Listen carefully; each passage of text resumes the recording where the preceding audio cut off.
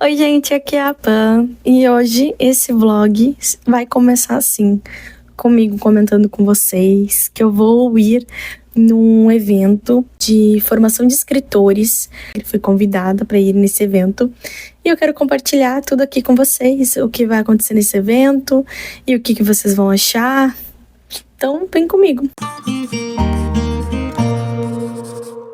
Antes de mais nada, eu quero convidar você a se inscrever nesse canal, deixar um like nesse vídeo para ajudar e apoiar aí o meu trabalho, caso você curta também, né, esse tipo de conteúdo, que você goste de acompanhar criadores de conteúdo que falam de livros na internet. Então, esse canal eu criei neste ano, ele é um canal novinho, então se você puder me ajudar aí, agradeço muito. Eu vou ir nesse evento e eu não faço a menor ideia do que vai acontecer lá, não faço a menor ideia de como que vai ser, né, o evento em si, mas pelo cronograma vai ter bastante debate, bastante mesas, assim, com pessoas bem legais aqui do Rio Grande do Sul, autores conhecidos, editoras também. Então, eu espero que você goste desse conteúdo, desse vlog.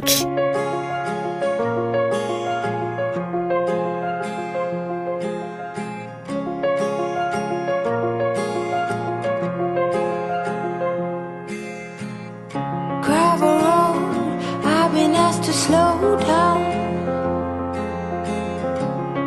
Fireplace, do you know how? Pass the paper, my desk is out.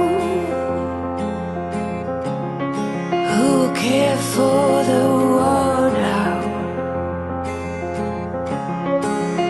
Rest with me,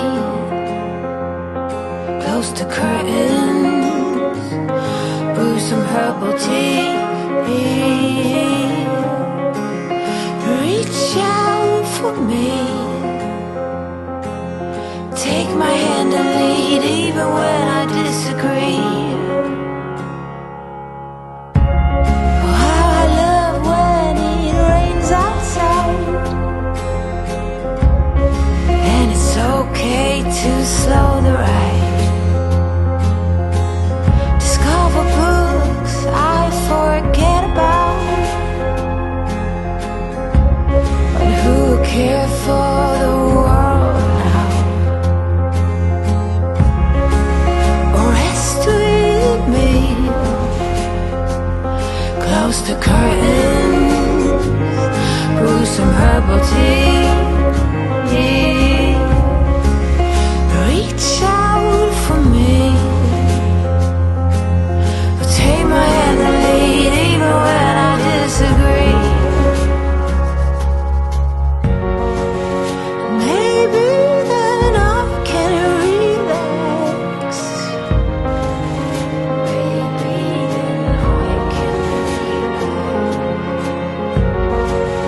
Bring my heels in my bed.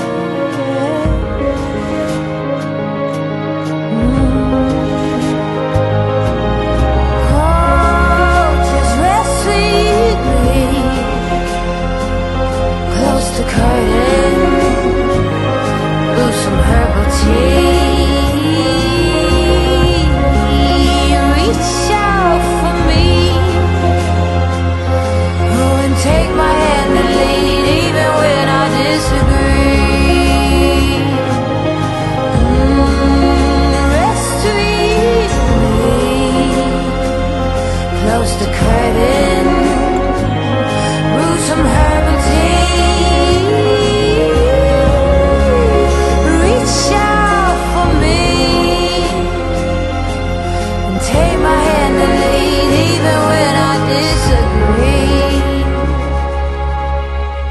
E hoje então estamos fazendo 4 e ponto, a segunda vez aqui no Sente. O principal desse evento hoje, além, claro, de conversar, de conhecer as histórias, os ensinamentos dos nossos autores, é marcar esses 10 anos que a gente tem, a Metamorfose.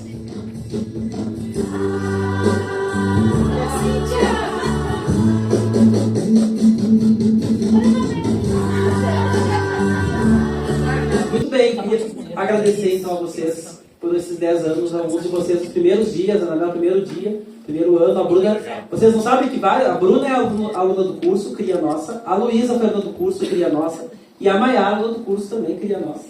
Então é muito bacana a gente ver que hoje são professoras que já são consagradas, dão aula para vários outros cursos. Bom dia!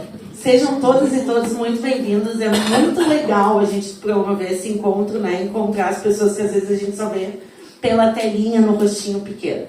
Então, a ideia da incubadora narrativa é um agenciamento literário para acompanhar desde a escrita os projetos que estão sendo escritos até a publicação.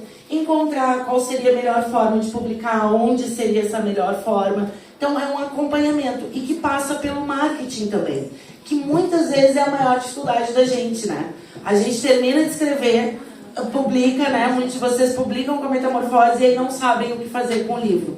Então a incubadora, ela agrega todas essas funções, desde a escrita, o planejamento do livro, até a divulgação depois de publicado. Gente, a gente tem umas meninas lindas e maravilhosas com os cordõezinhos vermelhos e uns crachazinhos. E elas todas são influenciadoras literárias, são pessoas que ajudam a divulgar a literatura.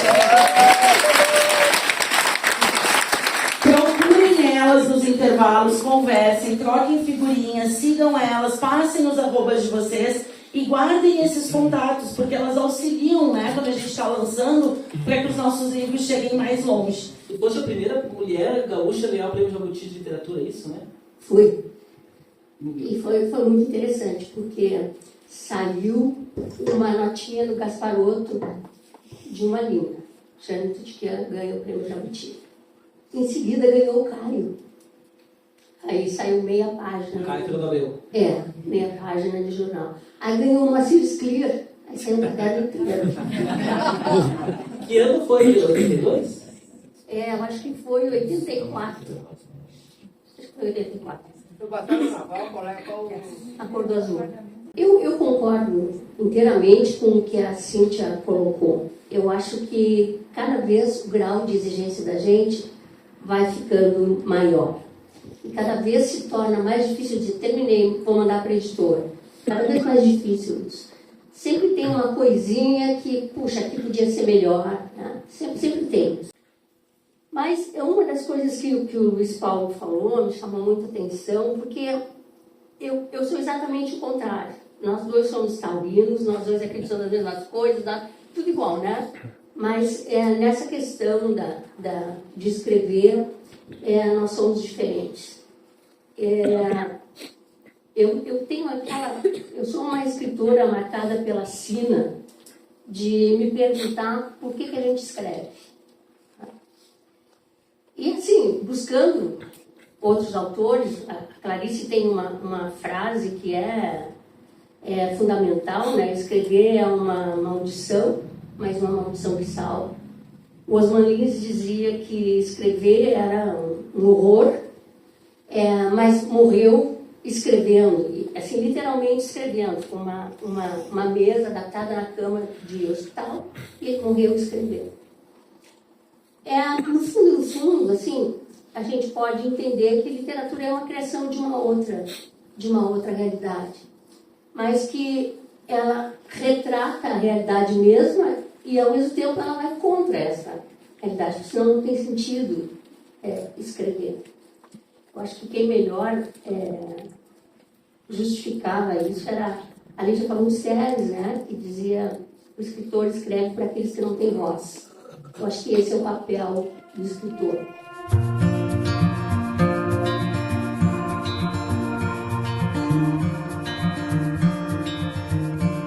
Close your eyes. Get some rest. E a LPM é uma editora que tem quase 50 anos já, assim, então é uma editora muito consolidada. E quando eu cheguei lá, vindo de agência de publicidade, a minha maior, assim, questão que eu via, assim, eu chegava lá, eu queria fazer anúncio, eu queria fazer aquela coisa que a gente costumava fazer de divulgação para os clientes da agência. E na LPM eu vi que o investimento de marketing da LPM era na distribuição. Então, eles tinham, na época, livro em posto de gasolina, em loja de conveniência. Não tinha venda online tão forte, né? Quando eu entrei lá foi em 2010. Eu fiquei de 2010 a 2020. Então, assim, tinha pouca venda pela internet ainda, a Amazon ainda não estava no Brasil. Então, assim, o maior, o que a LPM melhor fazia, e é por isso que ela era tão grande, era distribuir. Então, a minha verba de marketing ia parar praticamente toda para fazer os expositores. Aqueles que a gente vai na livraria, tem os... É caríssimo de fazer aquilo. Assim, a gente acha que... Mas aí, então, todo o meu investimento eu fazia assim, em vez de a gente fazer campanha no livro, a gente fazia expositor. Agora, na Editora Pio, é totalmente diferente, é um outro universo, é outro momento, né? E trabalhando com livro infantil é totalmente diferente, é um público diferente, a forma de divulgação é diferente, até as pessoas que a gente manda os livros, né? Os influenciadores, assim, então, trabalhando assim, eu vejo o trabalho, eu acompanho muito o trabalho da Dublinense, eles trabalham com outro tipo de público, aí tem editoras que trabalham com público jovem, então são formas de comunicação diferentes que a gente tem que ter. E eu sou bem apaixonada pelo mundo infantil, assim, que foi uma coisa que eu fui parar também, assim, sair da LPM. A Paula Teitelbaum, que é minha sócia, trabalhava comigo na LPM. A gente se conheceu lá, ela é escritora também, como vocês, né, porque eu não sou escritora. Eu sou, né, do marketing e de todas as áreas agora lá da Pio. Mas a gente se conheceu e fundou a Editora Pio juntas e hoje eu sou apaixonada por esse universo, assim, é outro mundo, é outro jeito de fazer as coisas, de editar, são outros cuidados, assim, é bem apaixonante. De um modo geral, eu acho que é importante a gente ter essa noção, e isso eu falo para quem escreve, para quem tem essa ânsia de achar que se teu livro tiver em 200 livrarias, ele vai vender 200 exemplares. Não vai, né? Infelizmente não vai, a não ser que tu torne esse livro desejado, conhecido, e aí sim ele vai ter venda. Porque no fim das contas, só para completar, Marcelo, no fim das contas tem uma anedota no meio editorial que é o seguinte: a única empresa que ganha dinheiro sempre com os livros é a transportadora. Porque a editora faz o livro, manda para a livraria, né? Vem da gráfica para a editora manda para a livraria, paga o frete, a livraria não vende, devolve o livro passeou, a transportadora ganha 2 vezes, a livraria não ganhou nada, a editora não ganhou nada, e o autor, que ganha uma porcentagem de venda, vale dizer, também não ganhou nada.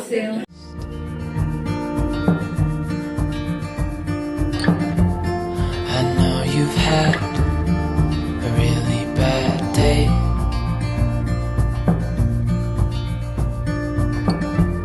but I'm right here, it's gonna be okay.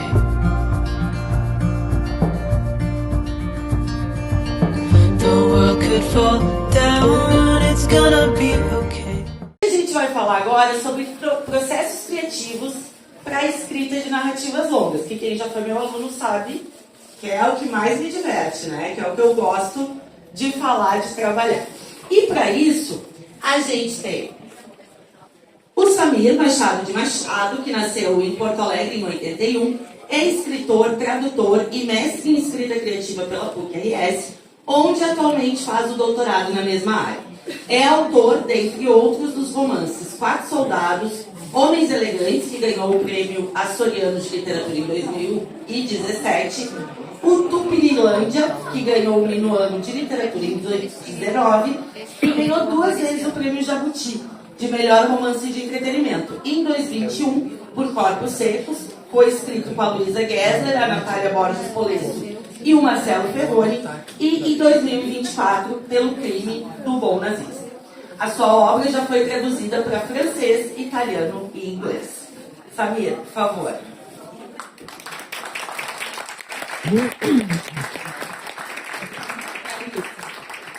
A nossa outra convidada, Júlia Dantas, é escritora, preparadora de originais na Balbo, tradutora e doutora em escrita criativa.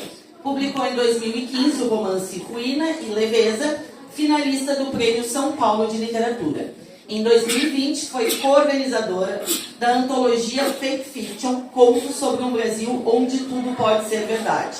E publicou um folhetim, Pássaros da Cidade, na revista Parêntese. Seu segundo romance, Ela se chama Rodolfo, aliás, sensacional, saiu em 2022 pela editora TBA e venceu os prêmios Agis, Livro do Ano, e o prêmio Alcides Maia da Academia Rio Grandense de Letras. Em 2024, ela lançou pela editora Dublinense A Mulher de 2 Esqueletos.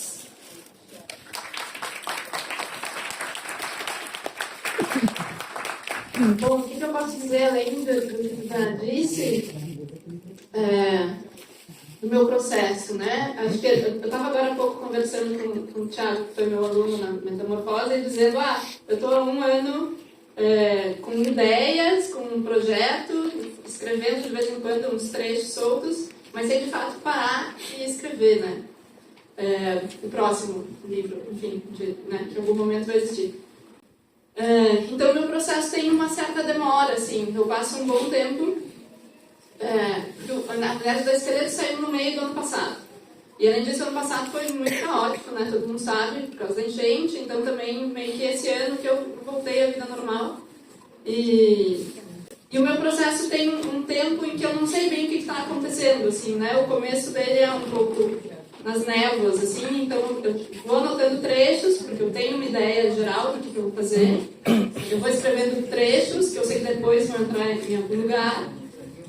Mas ainda falta um pouco para chegar na etapa de fato, fazer um planejamento mais concreto, assim, né? E esse planejamento, não sei se depois a gente vai falar mais disso, mas imagino que sim, mas que é um planejamento que também vai se transformando com o passar do tempo, assim, né? Mas eu ainda nem cheguei nele, eu ainda estou na fase um pouco de ir tateando as coisas, assim, né? Eu tenho uma ideia muito, muito resumida, assim, né? Muito o que vai ser o cerne da coisa. E eu escrevo fora de ordem, né? Então, também isso, vou escrevendo trechos que eu sei que tem a ver, mas que são, sobretudo, para investigar personagem. Então, estou meio que nesse processo, assim, de escrita, de trechos, de fragmentos, em que eu estou procurando, até mais do que, assim, a consistência do personagem, quem são as pessoas, estou procurando a voz narrativa deles, né? Porque, para mim, acho que construir um personagem passa muito por isso, encontrar a voz. Tá? Qual é o ritmo dessa voz narrativa? Qual é o tom? Qual é o vocabulário? Onde é que vai ser mais formal ou mais informal? Então, a busca, para mim, começa por aí. Boa tarde, pessoal. Eu não sei o que eu poderia dizer mais do que já foi dito ali. Tipo, meu nome é Silvio Machado, escrevo livros. Qual era a pergunta mesmo? Sobre uma palhinha do teu processo. Meu processo. Eu não sei se eu sistematizei ele de uma forma coerente a ponto de conseguir explicar ele. Eu tenho mais ideias do que eu tenho tempo para escrever elas. Então, eu tenho várias cadernetas que eu vou anotando, uma para cada livro, uma para cada ideia de livro, onde eu vou anotando frases, ideias de cenas, possíveis nomes para personagens, livros que talvez sirvam de referência, e assim, ideias soltas. E eu sempre gosto de comparar com quando vai colocando muito Nescau no leite até que a hora começa a precipitar. Então, uma hora as coisas começam a precipitar com o acúmulo e daí eu sinto que eu tenho uma ideia do livro que eu quero escrever. Mas eu só começo mesmo a escrever ele quando eu tenho uma ideia do final, de como eu quero concluir aquela história. Porque eu costumo comparar a minha... Praticamente todos os meus livros são, de alguma forma, histórias de aventura. Mesmo quando vão para outros lados, como o terror ou policial. Eu costumo comparar com um mapa do tesouro. Assim.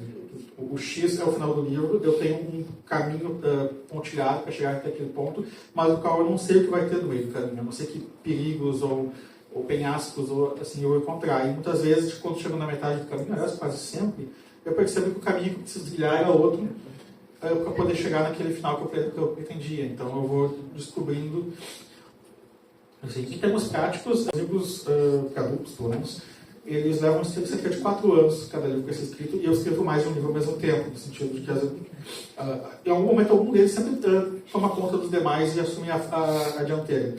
Mas são geralmente 2 anos para a escrita de uma primeira versão do livro, e mais 2 anos só revisando, cortando uma frase aqui, acrescentando uma vírgula ali, só habitando o espaço daquele livro.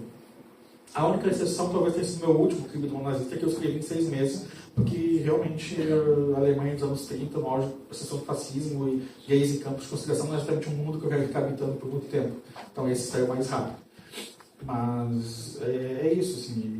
O evento em si foi muito legal, de poder conversar com outras pessoas, poder conversar com autoras. Eu fiz um network muito legal lá também. Conheci também a Lu Aranha, que é uma das pessoas que eu acompanho na rede social, mas que eu ainda não conhecia pessoalmente, né? Ela tá envolvida aí nesse curso de de escritores, né? Então, a Metamorfose, ela é formada por professores e também autores a dar aulas, né, para outras pessoas que querem escrever.